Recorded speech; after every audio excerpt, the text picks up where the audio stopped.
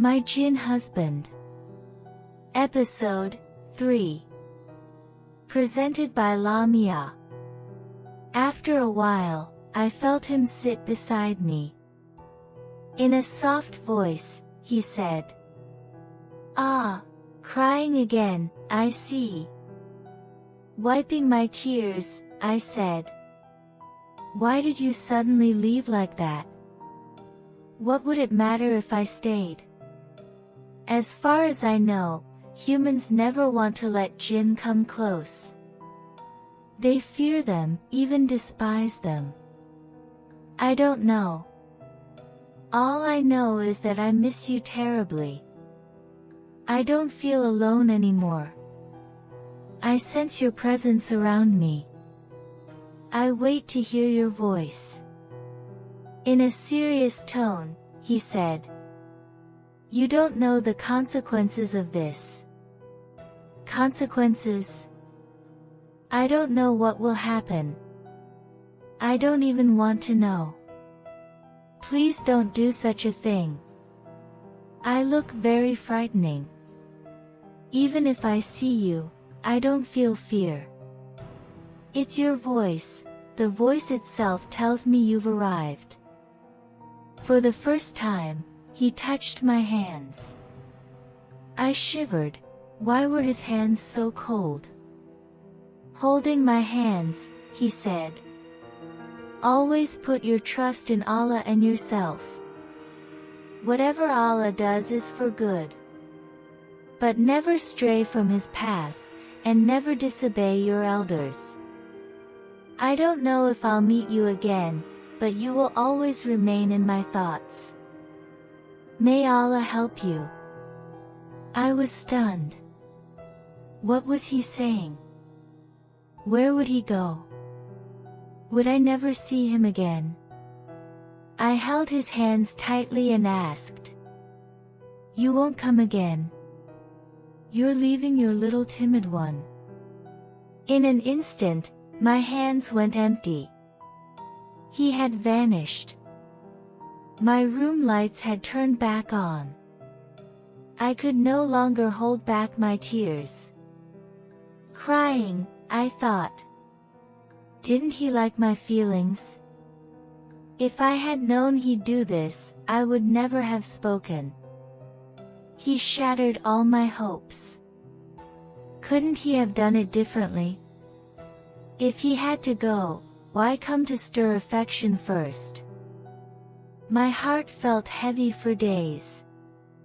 After he left, I had a hope that he would return to prove his words true. But he never came back. At that moment, Father knocked on my door. Hastily, I wiped my tears, covered my head with my scarf, and went to him. Father placed his hand on my face and asked, "Are you upset, Ma?" "No, Father." "Shall I say something?" Ma." He handed me a small packet and said, "Get ready." Surprised, I asked, "Why, Father?" "I'm going to get you married right now." "What are you saying, Father? Suddenly a marriage?" "Not suddenly, Ma. I've been thinking about this for a long time. Today I decided to marry you off. It will be done very simply." "Father, you decided on a marriage without telling me? You won't argue with my decision. Trust me on this." "Father, this marriage." From the other room, Father called again. He placed his hand on my head and said, "Get ready quickly. After Zuhr prayer, your nikah will take place." Father left. I kept looking in his direction. What should I do? Obey Father or resist? If I resist, he'll be hurt. He raised me with so much love and care since childhood, if I upset him, will Allah forgive me? I opened the packet to find a beautiful burqa. I covered my face. I didn't know I would wear a bridal burqa. Father must have chosen someone like a learned man, like him. After Zuhr prayer, Father came to my room. After reciting a dua, he said to say, "Qubul, accept." I could barely say it, but after trying 3 times, tears streamed down my face. I silently called for him, wishing he would respond and save his timid one from this fate. But nothing happened. The marriage was completed smoothly. I still haven't seen the person I married. I don't even know where he is sitting. Crying, I bid farewell to father and brother and got into the car. Sitting beside me was my husband, I realized without any doubt. I didn't look at him. I felt a lot of resentment. Even though he was there, I was staring out the car window. I missed Jinn Sahib terribly. Thinking of him, tears fell from my eyes.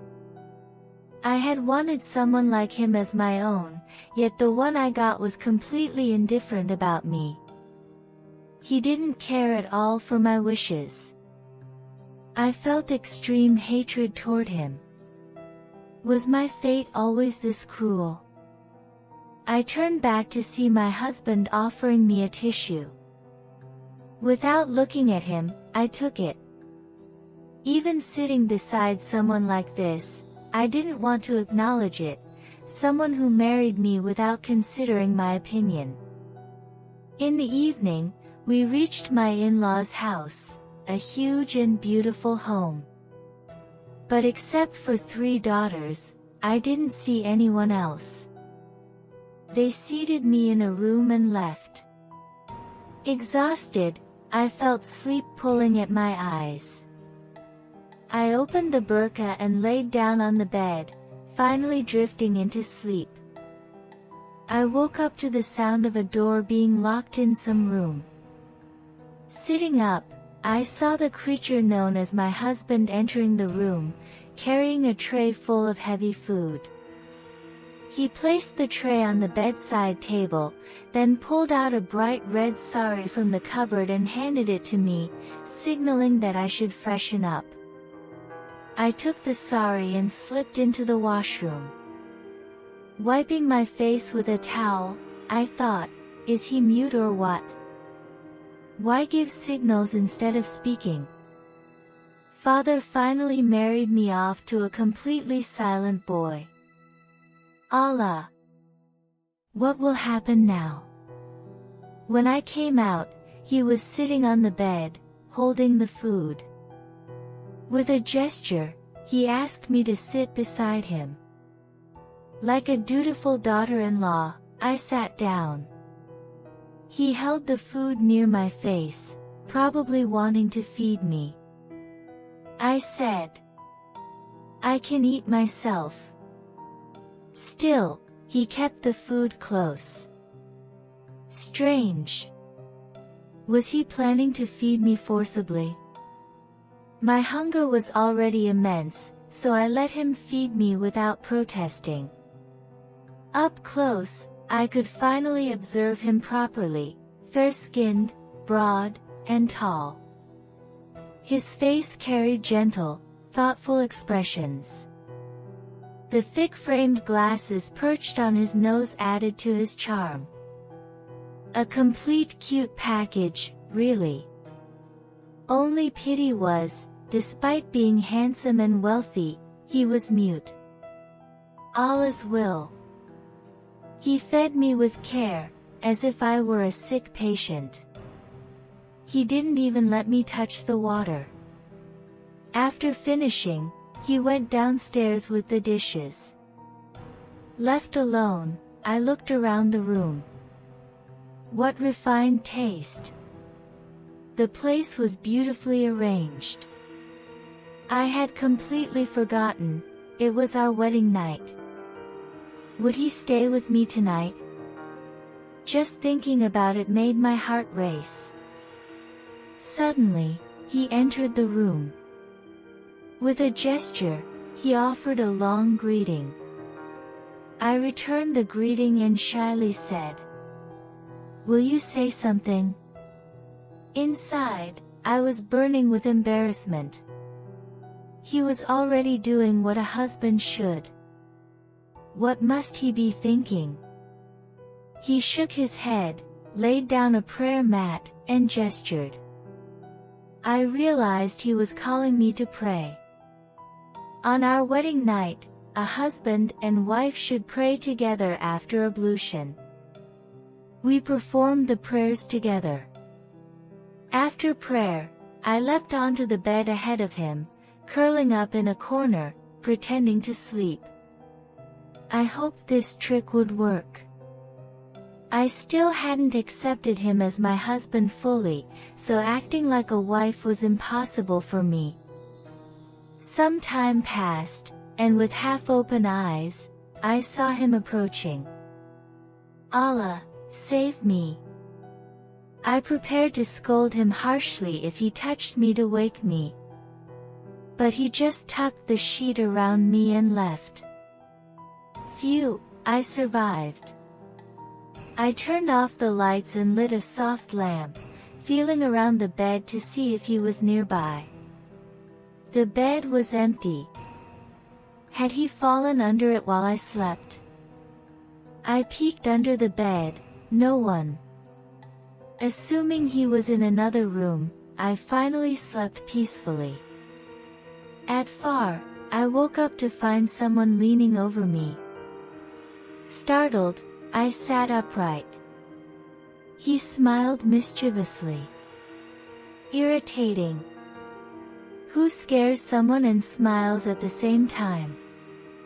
That rascal. He gestured toward the clock.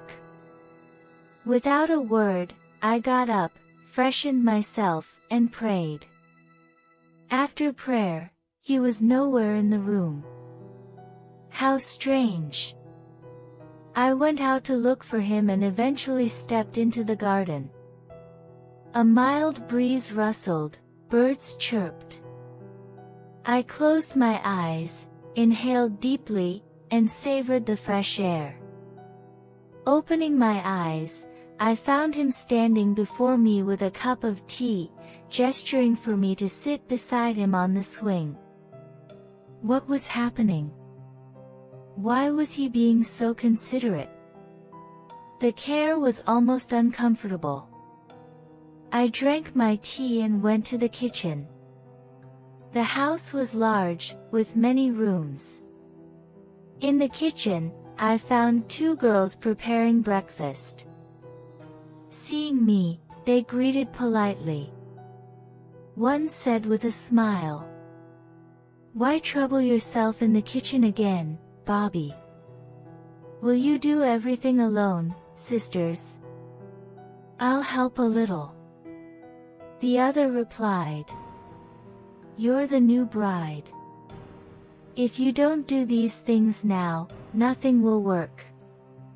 For the next few days, serve our brother." Both giggled. Their words embarrassed me, but talking with these friendly girls eased my discomfort. After we ate together, he disappeared, not saying where he went. When I went to bathe, I couldn't find a sari to wear. I hadn't brought anything from home. Then I remembered, last night, he had pulled a sari from the cupboard for me. I opened the cupboard and found a collection of saris and jewelry neatly arranged. Wow! He had prepared everything even before the wedding. I should have felt lucky, but I didn't. I hadn't wanted this. The one I longed for was not him. Sighing, I recalled old memories. How is he, I wonder? Does he even think of me once? Selfish people, I suppose. My heart felt heavy. In the afternoon, my husband returned from some work. Without him, I felt too shy to eat lunch. Even as the girls urged me, I didn't eat, stomach growling like a dinosaur while I waited for him. After all, I was the new bride. I had to handle these things a little. When he entered the room, I glared at him, muttering all the polite curses I could think of. He froze, seeing me like that, and left the room silently. Such a rascal. A girl sits hungry all morning waiting for him, yet he strolls out for air. Only I understand my own suffering. Alas, what luck to have such a husband. Within a few minutes, he returned with food. Seeing the meal, I started eating immediately. After a while, I looked at him. He was staring at my eating intently. Irritating. He quickly brought a glass of water and patted my head with it. I asked normally, "Won't you eat?" He just let out a big, "Ha." Oh no. Do I have to feed this grumpy boy? When he says, "Ha," how can I avoid it? Reluctantly, I fed him. To be continued.